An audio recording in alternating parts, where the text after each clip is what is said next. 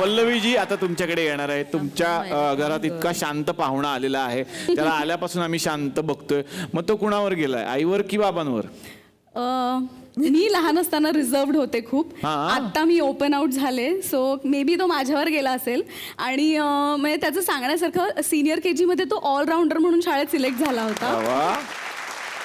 त्याला ट्रॉफी मिळाली होती आणि ती स्टेजवर घेऊन म्हणजे जेव्हा त्याला बोलवलं की नाव अनाऊन्स केलं तेव्हा मला म्हणून तू पण चल माझ्यावर घ्यायला. म्हणजे तो ॲक्च्युली अकॅडमिक ह्याच्यामध्ये खूप हुशार आहे, पण त्याला तो एक स्टेज फिअर म्हणा काहीतरी असं असावं. पण he is good in cycling. तो खूप लहान वयातच दोन्ही बाजूचे व्हील्स काढून सायकल चालवायला लागला. त्याला चेस आवडतं, त्याला रीडिंग आवडतं.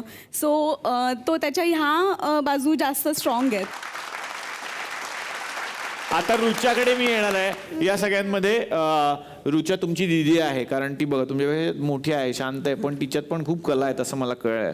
हो ना? हो, ती 5-1 वर्ष कथ्थक शिकली. मग मला एक दिवस म्हणाली की आता मला गाणं शिकायचंय.